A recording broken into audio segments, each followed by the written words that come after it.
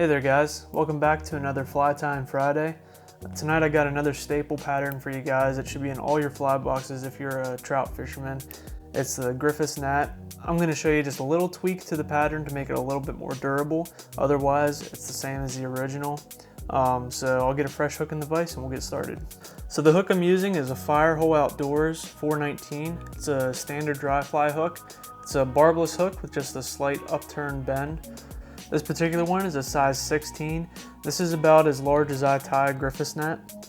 I'm going to come in with 70 denier ultra thread in black.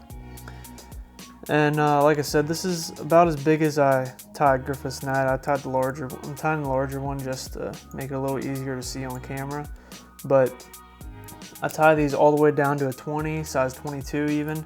And it's a great fly to throw whenever you see the trout sipping, but you can't really tell what they're eating. And it can work as a merger too if you just let it sink a little bit in the surface film, or cut the hackles off the bottom. So first I'm gonna come in with some peacock herl. I'm using the eye section of a peacock. I just clip them right off the stem. And I'm gonna tie this in by the tips because the tips have less bulk, but you don't want to use the very tips of it, so I just come in and trim a little bit off. And I tie this in so the tips basically go the length of the body. And what that allows me to do is make the body really uniform underneath. Before I go forward, I'm going to then tie in some 7X tippet. This is just some extra 7X tippet material I had. This is where the durability of this fly really comes in.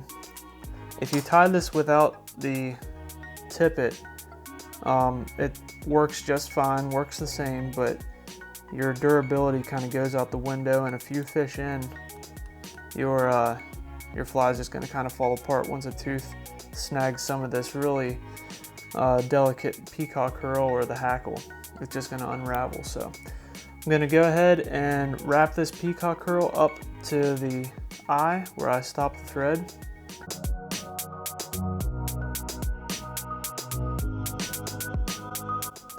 When you get up to the eye, I'm going to go ahead and tie it off. I stop just a little bit behind the eye because these little flies, it's pretty frustrating when you get on the water and can't find the eye. So I just take a few wraps over top and then in front.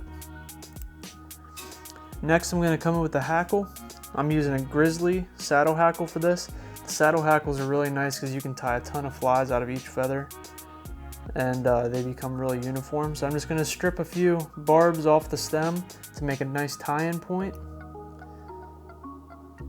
Just go ahead and tie in the tip of that feather. Make sure it's nice and secure. I flip that stem up, try to get a wrap or two in front of the stem as well. And then I'm going to palmer back this hackle, working it backwards towards the tail end of the fly.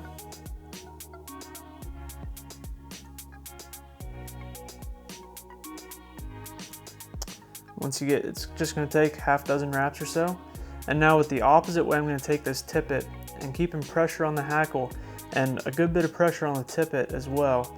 I'm going to go ahead and tie that off, just make a loop around, and then work that tippet back through your hackle towards the eye.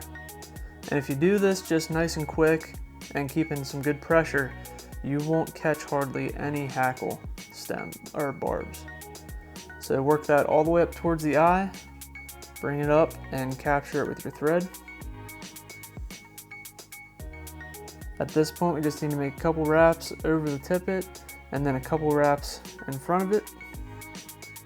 Just make sure everything's nice and secure. And then we can trim that away and also trim away the hackle sticking off the back end. Right there, this fly is pretty much done. I'm just going to do a quick whip finish.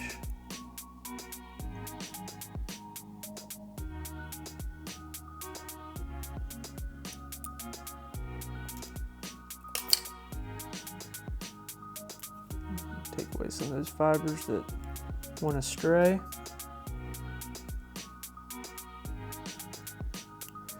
But this is a great fly. It works really well. Like I said, when you see risers, but they're either eating midges or you can't tell what they're eating, and this just sits right in the surface film really nice. And for some reason, this grizzly hackle, it just stands out like a sore thumb. And as small as these flies are, even like the size 22s, you can really see these things from a good distance. So it's a great fly. If you want it to ride lower like an emerger, you can just trim away hackle and basically keep trimming until you get it to sink below that surface film.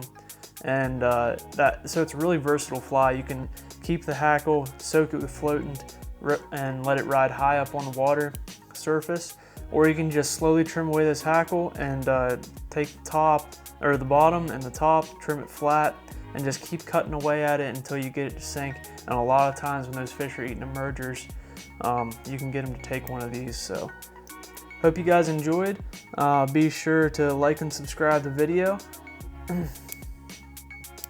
Hope you guys enjoyed. Be sure to like the video and subscribe to the channel, and follow me over on Blue Line Adventures on Instagram, and you'll see more posts. I also do a sped up version, fast forward version if you will, each fly tie each week. It's less than a minute long, so go check that out. But we'll catch you next week on another Fly Time Friday. Thanks for watching.